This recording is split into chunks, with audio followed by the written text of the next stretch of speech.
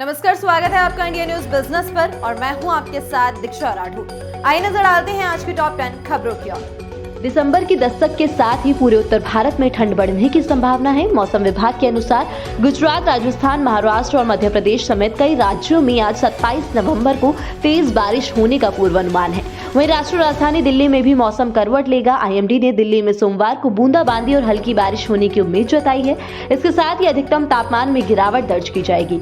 मौसम विभाग ने मध्य प्रदेश, राजस्थान, महाराष्ट्र और गुजरात में अगले 24 घंटे में भारी बारिश होने की आशंका जताई है। इन राज्यों के लिए ऑरेंज अलर्ट जारी किया गया है। वहीं दिल्ली, यूपी, उत्तराखंड में भी बारिश होने की संभावना है। बता दें कि महाराष्ट्र, गुजरात और तमिलनाडु के कई राज्यों में बीती रात भी बारिश हुई है, जिसकी वजह से इन राज्यों में ठंड बढ़ गई है। आईएमडी ने इस हफ्ते के अंत तक देश भर में ठंड बढ़ने की संभावना जताई है। वहीं दिल्ली, एनसीआर समेत उत्तर भारत में दिसंबर में ठंड अपना तेवर दिखा सकती है। वहीं आज यानी 27 नवंबर की बात करें तो दिल्ली में न्यूनतम तापमान 12 डिग्री सेल्सियस और अधिकतम तापमान 22 डिग्री सेल्सियस तक रह सकता है। दक्षिण कोरिया की कार मैन्युफैक्चरिंग कंपनी हुंडई ने देश में बेहतरीन प्रदर्शन किया है। हाल ही में हुंडई इंडिया के मालिक तरुण गर्ग ने बताया कि साल 2023 कंपनी के लिए बेहतरीन साल रहा। इस साल कंपनी ने जुलाई में अपनी entry level SUV Hyundai extra को लॉन्च किया था। इस कार को अभी तक बेहतरीन रिस्पांस मिला है और जुलाई से लेकर अभी तक यानी कि सिर्फ 5 महीने में ही कंपनी को 1 लाख के करीब बुकिंग्स मिल गई है। कंपनी ने जुलाई में इस कार को लॉन्च किया था। तो इस कार में ऐसा क्या खास है कि 1 लाख लोगों को पसंद आ गई और इसकी बुकिंग्स हो चुकी है। तो आपको बता दें कि कंपनी ने अपनी एंट्री लेवल एसयूवी में 2 खास फीचर्स दिए थे। इनमें से एक है इलेक्ट्रिक सनरूफ और दूसरा डैश कैम। लेकिन इसके अलावा इस कार में 6 एयरबैग स्टैंडर्ड के तौर पर मिलते हैं, जिसकी वजह से भी ये कार लोगों को काफी पसंद आ रही है। हालांकि हुंडई ने अब अपनी सभी कार में 6 एयरबैग को मैंडेटरी कर दिया है। कंपनी ग्राहकों की सेफ्टी पर खास ध्यान दे रही है। देश में बढ़ते स्टार्टअप और एंटरप्रेन्योर्स को सपोर्ट करने के लिए तमिलनाडु सरकार ने एक बड़ा कदम उठाया है और popular TV show shark tank से इंस्पायर होकर तमिलनाडु सरकार की नोडल एजेंसी स्टार्टअप टीएन ने एक रियलिटी टेलीविजन शो स्टार्टअप थमीजा को लॉन्च किया है। इस शो को स्टार्ट करने का मोटिव जमीनी स्तर पर उभरते एंटरप्रेन्योर्स के लिए एक मंच प्रोवाइड करना है। वहीं एक अधिकारी के मुताबिक स्टार्टअप थमीजा को एंटरप्रेन्योर्स और एंजल इन्वेस्टर्स से 200 करोड़ रुपए की फंडिंग का कमिटमेंट भी मिल गया है। ये टीवी शो फरवरी 2024 तक शुरू हो जाएगा, जिसको तमिल टेलीविजन चैनल पर चलाया जाएगा। प्रेस रिलीज के मुताबिक स्टार्टअप थमीजा टीवी शो के लिए 50 से ज्यादा स्टार्टअप को शॉर्टलिस्ट किया जाएगा और उन्हें इस प्रोग्राम में अपने आइडियाज को प्रेजेंट करने के लिए गाइडेंस और ट्रेनिंग दी जाएगी। आज के समय में YouTube तो हर कोई इस्तेमाल करता है। इस प्लेटफॉर्म पर यूजर्स वीडियो, सॉन्ग्स और रील्स आदि देखते हैं, लेकिन अब इस प्लेटफॉर्म पर लोग गेम भी खेल सकेंगे। दरअसल YouTube पर नया फीचर पेश किया गया है। इसका नाम YouTube प्लेएबल्स है। YouTube के इस फीचर की मदद से यूजर्स कई वैरायटी के गेम्स का इंस्टेंट एक्सेस ले सकेंगे। इसके लिए अलग से ऐप इंस्टॉल करने की जरूरत नहीं है।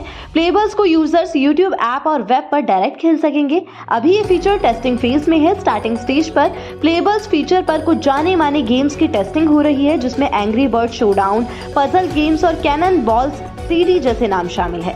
YouTube ने इस फीचर को रोल आउट कर दिया है, लेकिन अभी ये फीचर YouTube प्रीमियम सब्सक्राइबर्स के लिए ही आया है। प्रीमियम सब्सक्राइबर YouTube को अपडेट करके इसका फायदा उठा सकती है।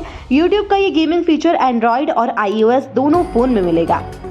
चुनाव के टाइम पे पॉलिटिकल पार्टी कई तरीके के प्रोमिसेस करती है और उसमें से कुछ प्रोमिसेस ऐसे होते हैं जो फुलफिल भी होते हैं और कुछ प्रोमिसेस जो हैं वो हमेशा पेंडिंग की तरफ चले जाते हैं। तो आपको बता दें कि ऐसे में एक सरकार का जो प्रॉमिस है, जो कि टैप वाटर फैसिलिटी, घर घर जल पहुंचाने की जो फैसिलिटी थी, उस पे गवर्नमेंट ने अच्छे खासी अचीवमेंट की है।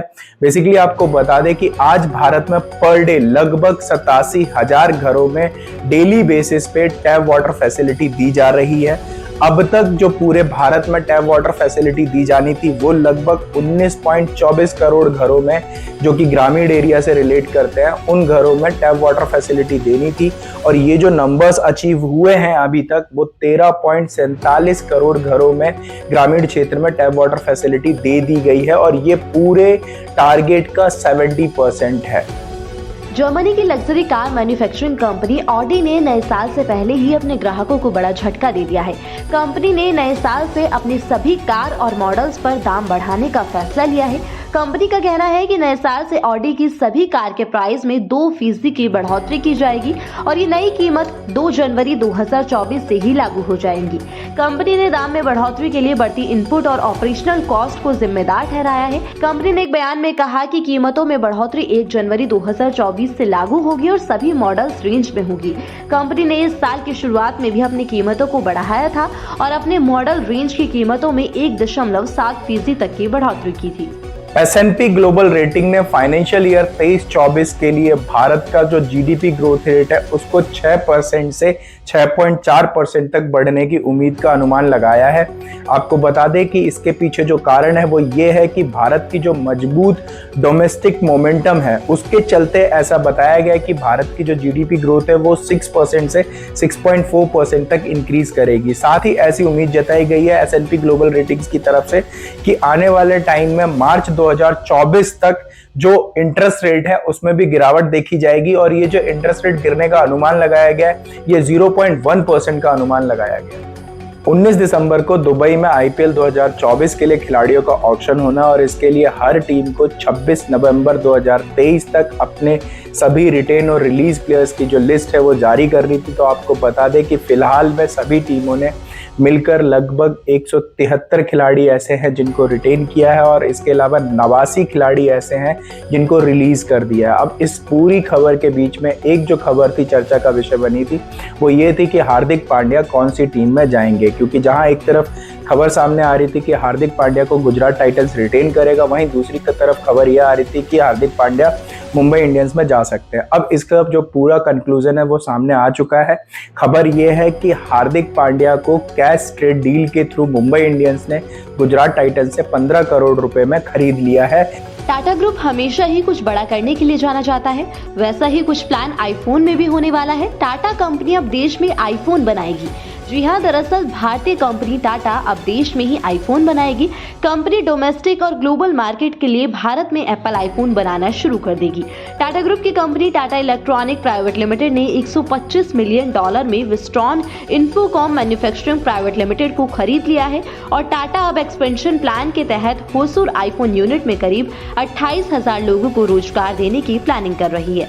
इस यूनिट में टोटल 5,000 करोड़ का इन्वेस्टमेंट होगा। 1 से 1.5 साल के अंदर कंपनी 25 से 28,000 लोगों को काम पर रखेगी।